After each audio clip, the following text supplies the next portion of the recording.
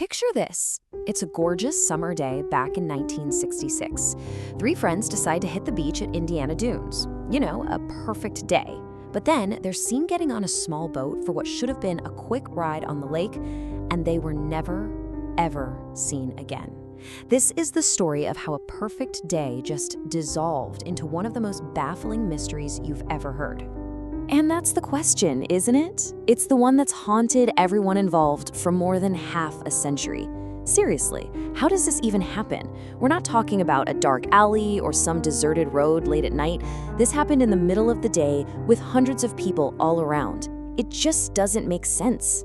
So let's set the scene. The date is July 2nd, 1966. We're at Indiana Dunes State Park, right on the shores of Lake Michigan. It's a hugely popular spot, especially on a holiday weekend. The sun's out, the beach is packed with families. It's the absolute picture of a perfect American summer day.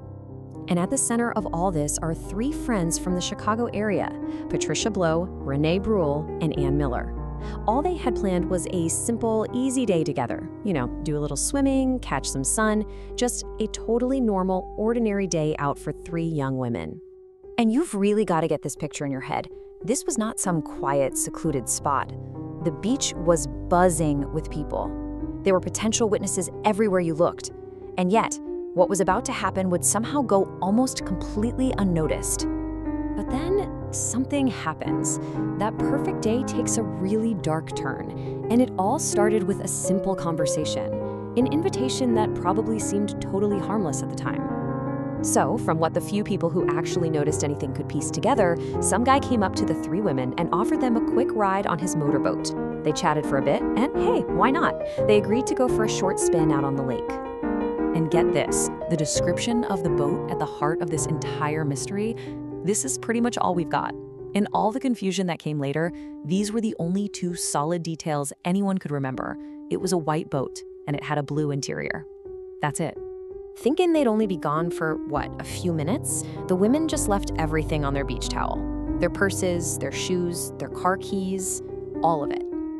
As they walked down to the water, they had no way of knowing that this one simple decision was about to change everything. So, as the afternoon started to fade, there was this unsettling scene left on the beach.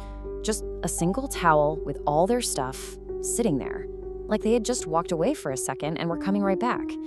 But they never did. And you can just feel the dread building as you look at this. As the hours turned into days, those abandoned things became more and more sinister. First, people noticed their stuff still sitting on the beach. Then, days later, the police find their cars, parked right there in the lot, completely untouched. And that's the crucial part, right? Just look at what they left behind. Purses with their money and IDs, keys to the cars they drove to get there. This was not a planned getaway. This was the scene of three people who clearly, absolutely expected to be back in 5 minutes. It really boils down to this, doesn't it? The contrast is just chilling. What did they take with them? Nothing. Just the swimsuits they were wearing. What did they leave behind? Literally everything else. That scene, frozen in time, screams that they intended to come right back to that towel. Well, in the days and weeks that followed, a massive search effort kicked off. We're talking Coast Guard cutters, private planes scouring Lake Michigan, hundreds of volunteers searching the shoreline.